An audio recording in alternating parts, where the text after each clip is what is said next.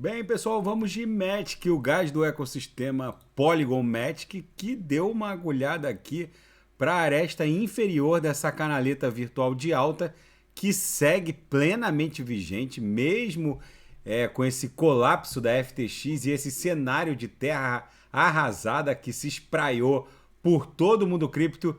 A gente basicamente veio lamber a aresta inferior dessa canaleta virtual de alta que segue totalmente vigente. Na projeção, a nebulosidade segue esverdeada, indicando que os compradores ainda estão no controle da Polygon Matic. É bem provável que isso aqui se desdobre como uma grande figura triangular, formando aqui um bico. A gente vai paulatinamente perdendo a amplitude movimentacional para depois ela voltar a estressar a aresta superior na extensão.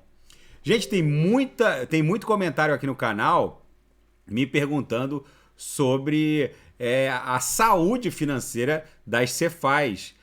Inclusive, muitos questionamentos sobre a Binance, a Crypto.com. Gente, essa avaliação cada um de vocês tem que fazer. Eu recomendo fortemente que vocês criem um wallet autocustodiado, onde vocês detêm as chaves privadas. É aquela máxima norte-americana: Not your keys, not your coins. Se você não tem as chaves privadas, você, na verdade, não tem as coins, os seus criptoativos. Deixar criptoativos numa exchange como a Binance, muita gente gosta de fazer o stake bloqueado na Binance, mas eles pagam menos de 40% do que eu recebo, por exemplo, no meu stake bloqueado de Matic no ecossistema Polygon Matic. Quem quiser aprender a fazer o stake de Matic na rede, vocês vão receber mais da metade do que vocês receberiam fazendo o stake bloqueado na Binance, com a segurança de que a private key vai estar custodiada com vocês. E a hora que vocês quiserem fazer o unbound, o unstake, é só conectar um MetaMask ou o Nano Ledger de vocês e, enfim, linkar com o wallet autocustodiado de vocês e promoverem o unstake. É mais prático usar a Binance? É mais prático, mas, na verdade, se vocês têm que entender que as chaves privadas estão com o CZ, que é o dono da Binance, e ele está pagando para vocês menos da metade do que vocês receberiam fazendo o stake direto na blockchain, autocustodiando a própria private key.